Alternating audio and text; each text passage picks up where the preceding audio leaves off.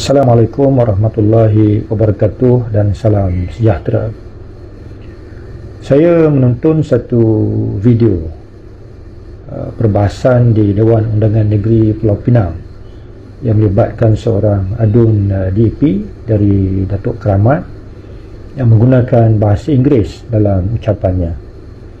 Lalu dia ditegur oleh seorang adun Perikatan Nasional dari Teluk Air Tawar yang meminta supaya beliau menggunakan bahasa Melayu dalam ucapannya, kerana seperti yang kita tahu, bahasa Melayu ni bahasa kebangsaan dan bahasa rasmi yang mesti digunakan dalam sidang DUN maupun Parlimen.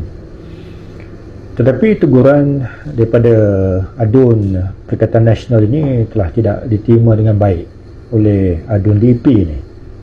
Saya lihat dalam rekaman video itu, dia nampak macam melenting sikit lah, dan dia mempersendakan adun Perikatan Nasional ini.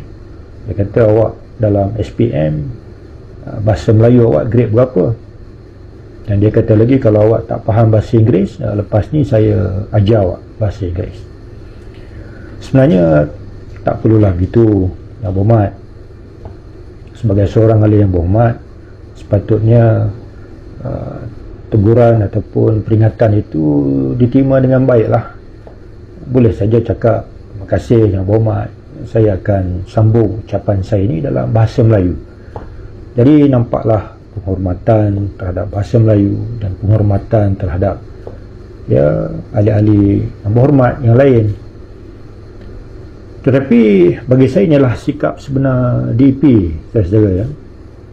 Mereka sebenarnya tidak menghormati bahasa Melayu, walaupun mereka kata mereka menghormati kedudukan bahasa Melayu sebagai bahasa kebangsaan, sebagai bahasa rasmi, tetapi dalam amalannya tidak. Mereka tak hormat. Tambah lagi apabila mereka berkuasa pada hari ini. Jadi kalau bahasa Melayu sebagai bahasa kebangsaan dan bahasa rasmi itu tidak diamalkan oleh pihak yang mempunyai kuasa, lama-kelamaan kedudukan bahasa Melayu sebagai bahasa kebangsaan dan bahasa rasmi itu akan terakis sedikit demi sedikit.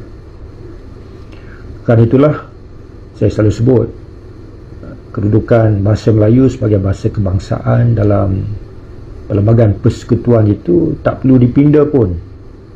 Ia boleh saja berada di situ sampai bila-bila. Tetapi cukup untuk mereka yang tidak menghormati bahasa Melayu ini untuk tidak mengamalkannya. Terutama sekali apabila mereka berada pada kedudukan yang mana mereka memiliki kuasa dalam kerajaan. Jadi ini bagi saya sikap DAP lah. Tanpa meminda perlembagaan pun akhirnya mereka dapat mencapai cita-cita perjuangan mereka sejak dari dahulu, iaitu untuk mewujudkan negara Malaysia ini sebagai sebuah negara yang mengamalkan multilingualism, mengamalkan berbagai bahasa baik untuk tujuan-tujuan rasmi sekalipun, tanpa perlu mereka meminda perlembagaan. Kedudukan bahasa Melayu itu akan terakis dan akhirnya akan hilang begitu sahajalah.